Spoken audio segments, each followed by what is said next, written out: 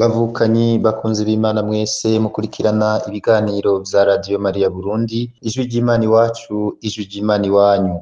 Muragahorana inema y'umukama wacu Yezu Kristo, urukundo rw'Imana Data n'ingabirano ya Mutima Mweranda. Uyu ni wa mwanya wo gukurikirana ijambo ry'Imana ryo kuri uyu wa gatatu, idominika ya 26 yo mu mwaka. Igisomwa ca mbere tugikura mu gitabo c'umuhanuzi Nehemiya, ikigabane ca kabiri kuva ku karongo ka mbere gushika ku karongo k'umunani.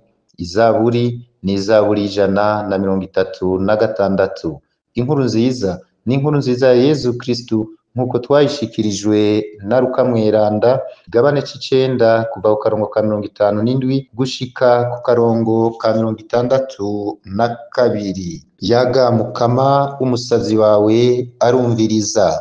Ivyo dusoma mu gitabo ca Nehemiya. Mu mwaka ugira 200 kuvaho umwami Artaxerxes yimikiwe mu kwezi kwa Nisani, umunsi uri izina jewe Nehemiya, kuko nari umuteretsi w'umwami, ndabira umuvinyu nkawuhereza umwami, kandi ntaho nari bwigere nijirwa nabi nko kuri uwo munsi nyene. Nico gituma umwami yambaza ati, igituma wijiriwe nabi kandi utarwaye niki? Nta n'ugukeka n'ukwiraburanirwa ku mutima. Naciye ngira ubwoba bwinshi, nishura umwami nti, umwami aragahora ku ngoma, sinobura kwiraburanirwa iyo igisagara ba sokuru bahambwemwo cabaye umusaka, kandi yo amarembo yaco yaturiwe. Umwami araheza ambaza ati, none ugomba iki?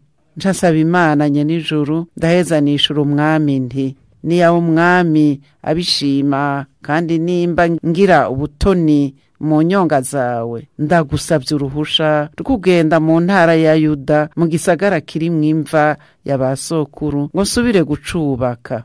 Muri ico gihe umwami yari kumwe n'umwamikazi. Umwami rero arambaza ati, uzoguma mu rugendo imisi ngahe, kandi uzogaruka ryari? Ndamubwiraho ntiyumvira ko nzogarukira, nawe arashima arandekura. Subira kubwira umwami nti, umwami niyaba bishima, ndasavye amakete noshikiriza ivyegera vy'umwami mu ntara zo hakurya ya Efrati, kugira ngo nshobore kuhaca ngo shike mu ntara ya Yuda. Ndasavye ikete rindi noshira Asafu, umurinzi w'icibare c'umwami, kugira ngo ampe ibiti nzoba nkeneye mu kubaka amarembo y'igisagara n'inzu nzobamwo.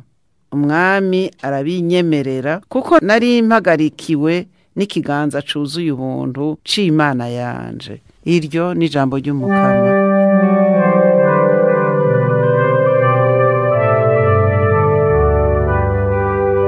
Ninaramuka ntakwibutse, ururimi rwanje ruragaca ruhoma ku magage. Ninaramuka ntakwibutse, ururimi rwanje ruragaca ruhoma ku magage. Iruhande y'inzuzi za Babiloni twari twicaye turira mu kwibuka Yeruzalemu. Inanga zacu twari twazimanitse ku biti bitonze kuri izo nzuzi. Ninaramuka ntakwibutse, ururimi rwanje ruragaca ruhoma ku magage. Abansi bari baducungiye hano, batwinginga ngo tubaririmbire uturirimbo turora ku Mana. Abatugenza nabi badusaba kunezerwa, bati, duterere utubyino turora kuri Siyoni. Ninaramuka ntakwibutse, ururimi rwanje ruragaca ruhoma ku magage. Mwumva twari gutera utubyino tw'Umukama turi kw'isi itari gwacu? Ninaramuka ndakwibagiye Yeruzalemu, ukuboko kwanje kw'iburyo kuragaca kuma buhehe. Ninaramuka ntakwibutse, ururimi rwanje ruragaca ruhoma ku magage. Ninaramuka ntakwibutse, kandi neza ngufitiye ntisumba izindi, ururimi rwanje ruragaca ruhoma ku magage. Ninaramuka ntakwibutse, ururimi rwanje ruragaca ruhoma ku magage.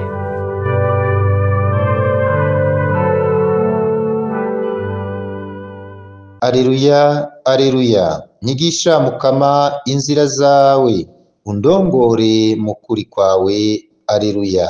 inkuru nziza ya Yezu Kristu nk'uko twayishikirijwe na Luka mweranda. Muri irya minsi Yezu n'abigishwa biwe bakiri mu nzira irori Yeruzalemu, sinzi umuntu agize ati nzogukurikira aho uzoja hose. Yezu amubwira ati imbwebwe ziri naho ziba, inyoni zo mu kirere zikagira ivyari, ariko umwana w'umuntu ntafise aho afashe umutwe. Hanyuma abarira uwundi ati nkurikira, uruwundi ati Mukama ndagusavye mbanze kuja guhamba dawe. Yezu nawe aramwishura ati reka bapfa bahamba abapfu babo, nawe fasha ko wigishe ubwami bw'Imana. Haza uwundi amubwira ati nzogukurikira Mukama, ndagusavye gusa gusiga nsezeye abimuhira. Ariko Yezu aramwishura ati ufashe isuka yaragiye gukora agasubira inyuma gufufura, uyu ntakwiranye n'ubwami bw'Imana. Dushemeze ijambo ry'Umukama.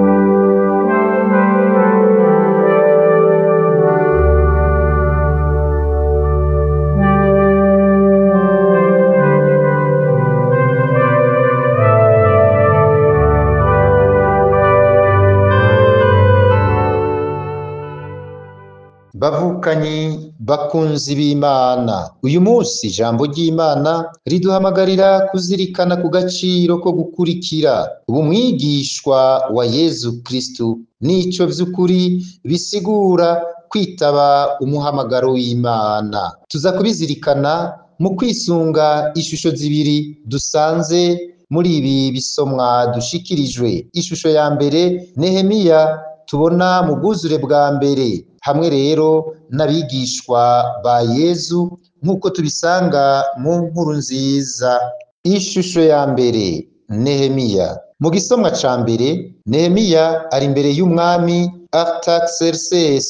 Umwami arabona umubabaro afise akamubaza igituma wijiriwe kandi utagwaye niki. Nehemiya asigura ko abitumwe nuko igisagara basekuru bahambwemwo cabaye umusaka, kandi amarembo yaco yaturiwe, aca yisabira uruhusha rwo gusubira kucubaka. Ahejeje gusaba Imana nyenijuru, Nehemiya yararonse urwo ruhusha. Iki gisomwa kitwereka uburyo bwinshi bwo kugaragaza ukwemera nyakuri. Uburyo bwa mbere, ukumenya ibihe turimwo. Nehemiya ntafunga amaso kandi ntiyugara amaso mu gihe Yeruzalemu iriko irasambuka. Arabibona uburemere bw'iryo sambuka, abwikoreye mu mutima wiwe. Bwa kabiri, ukwizigira igikorwa c'Imana. Imbere yo kuvugana n'umwami, Nehemiya yabanje gusenga, arondeye ubwitonzi bw'Imana. Ubwa gatatu, inkomezi z'ukwitura umukuru, ariko kubw'umugambi urengeye inyungu za muntu. Ubwa kane, ubunywanyi buri hagati y'igisabisho n'igikorwa. Nehemiya ntagarukiriza ku kwizigira gusa. Ahejeje kwitura Umukama mu gisabisho, acaja ku gikorwa. Ako karorero karashobora kutumurikira natwe. Imana itweretse ubutumwa, naho womenga buragoye, ntiturekuriwe kuguma tureza amaboko. Duhamagariwe nyabuna gusenga, gushishoza no kubahuka gukora. Ubwa kabiri, abigishwa ba Yezu n'ingaruka yo gukurikira Yezu. Mu nkuru nziza nk'uko tuyishikirizwa n'umwanditsi Luka, turumva ivyifuzo bitatu vyo gukurikira Yezu bikurikiwe n'inyishu zikomeye cane. Kuwugize ati nzogukurikira aho uzoja hose, Yezu amubwira ati umwana w'umuntu ntafise aho afashe umutwe. Uwundi ati Mukama ndagusavye mbanze kuja guhamba dawe. Yezu nawe aramwishura ati reka bapfa bahamba abapfu babo, nawe fasha ko wigisha ubwami bw'Imana. Ubwa nyuma uwundi amubwira ati nzogukurikira Mukama, ndagusavye gusa gusiga asezeye abimuhira. Yezu aramwishura, ufashe isuka yaragiye gukora agasubira inyuma gufufura, uyo ntakwiranye n'ubwami bw'Imana. Ayo majambo bavukanyi amera nk'ayatudurumbanya. Yezu ntashaka gukurikirwa ku buryo bw'umurerembo nk'iciyumviro ciza gusa. Adusaba nyabuna ubwa mbere guheba ivyo tubonamwo imitekano, inzu, ivyo twihambirirako, imigenzi tworohereza. Ubwa kabiri adusaba gushira imbere umugambi w'Imana, ubwami bw'Imana buza imbere y'ibindi vyose. Ubwa gatatu adusaba gufata ingingo twishigikiye, ntuze urakebaguzwa, ntusigare inyuma, urugendo nturucire hagati. Yezu adutumirira kwisubirako tukamenya ico tubwirizwa, ntihagire ikintu na kimwe kidufatira hageze gufata ingingo yo kumukurikira. Mu buzima bwacu none bimeze gute? Ivyo bisomwa bitubwirika uyu munsi. Ubwa mbere kwakira umuhamagaro w'Imana, naho vyodusaba kwitanga kw'inkuka, turiteguriye kwandikisha amaraso yacu inkuru nziza. Hari imitekano, ivyo twihambiriyeko, ubwoba, ibigwaneza bitubuza gukurikira Yezu ku buryo bw'umwuzurira. Igihe Imana idutumiriye kuva mu binezero vyo ngaha kw'isi, ubwo turafata akanya ko kubanza gusenga, tukabona kugira ico dukoze mu butwari, ntaho tugeragezwa, maze tukaguma twibwira ko uguhinduka bidata umwanya, ahubwo ko tuzobifatira ingingo ejo dusozere. Mukama Yezu, duhamagarane ubutwari n'umuco, duhe inguvu zo kugukurikira tudakebaguzwa, naho vyodusaba kwitanga kw'inkuka, maze tukandikisha amaraso inkuru nziza. Nka Nehemiya, ese twokubahuka gusabana ukwizigira no gukora ngo dusanure ivyasambutse mu buzima bwacu, muri ekleziya, mu gihugu, muri iyi si turimwo? Ese inyishu yacu itoba iy'akazuyazi, maze ubwami bwawe bukure kandi butsimbatare muri umwe wese muri twebwe. Amen. Mwari kumwe na Patiri Eliya Ntihabose wo muri diyoseze ya Ruyigi, arangurira ubutumwa muri paruwase Ana Mweranda yo mu Gitwenge. Ndabasigaranye umuhezagiro w'Imana.